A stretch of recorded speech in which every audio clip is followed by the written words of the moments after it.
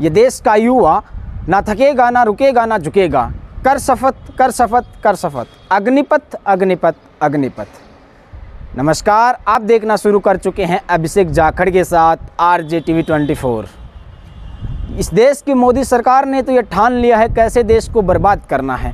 तभी तो नोटबंदी, GST, कृषि कानून के बाद वर्षों से लंबित पड़ी देश के अंदर सेना भर्ती के अंदर भी एक ऐसा कानून लेकर आती है जिसके बाद आप सेना भर्ती के अंदर लग भी जाओगे, नौकरी भी कर लोगे, रिटायर भी हो जाओगे, आपको पता भी नहीं चलेगा कब आप नौकरी लगे और कब रिटायर हो गए।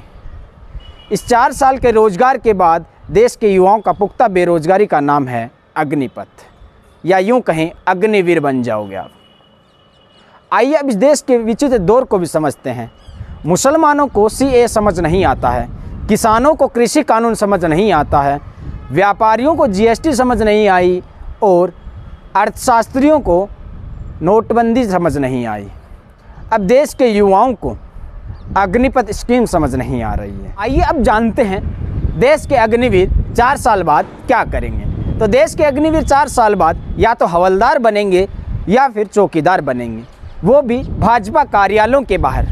ये हमारा नहीं कहना है, ये भाजपा के नेता कैलाश विजयवर्गीय का कहना है।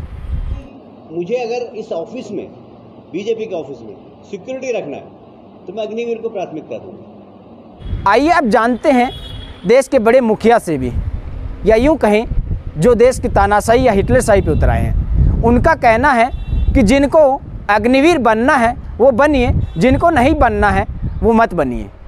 उनका नाम है केंद्रीय मंत्री VK। बोल कौन रहा है आने के लिए? आप बसें जला रहे हो, ट्रेन जला रहे हो, किसने आपको बोला कि हम आपको फौज में लेंगे? पहले तो आप हमारे मापदंडों पे खरे उतरो ना, उसके बाद हम फौज में। अब मेरा एक सवाल आपसे सीधा सा ये है कि जो ये कानून लेकर आई है मोदी सरकार, इनके सफाई में भाजपा के नेताओं को देना चाहिए था। वहाँ पे केंद्र सरकार ने सेना के मुखियाओं को आगे कर दिया है। जहाँ भाजपा के नेता और मंत्रियों को ये कहना चाहिए था, वहाँ पे सेना के अधिकारी, आला अधिकारी ये कह रहे हैं कि ये कानून आपके लिए सही है। 4 साल के रोज़गार के बाद में ये युवा क्या करेंगे? 2 साल तक तो उनको ट्रेनिंग में और वहाँ की रूल रेगुलेशन सीखने में लग जाएंगे, तो 2 साल वहाँ पे सेना में वो रहेंगे। फिर तो उसके बाद में या तो वो आतंकवाद को बढ़ावा देंगे या फिर कुछ और करेंगे। ये आपको बताना होगा, आप हमें ज़रूर बताइएगा। एक चीज़ और मैं आपसे पूछना चाहता हूँ, 4 साल के अंदर जो अग्निवीर बनेंगे उसके बाद में 25% को रखा जाएगा और बाकी को सेवानिवृत्त कर दिया जाएगा। तो मेरा आपसे ये एक सवाल है, या यूँ कहें मोदी सरकार से मेरा एक सवाल है कि साहब ज़रा ये भी बता दीजिए कि जो लेफ्टिनेंट कर्नल बनते थे वो कैसे बनेंगे, उनकी प्रोसेस क्या होगी? या जो 25% रखा जाएगा उनकी प्रोसेस क्या होगी? उनको किस बेस के आधार पे आप रखोगे? और जो 75% आप निकाल दिए जाओगे उनको बाद में वो क्या करेंगे? या तो हवलदार बनेंगे या फिर चौकीदार बनेंगे, जैसे आपके भाजपा के बड़े नेता कह रहे हैं।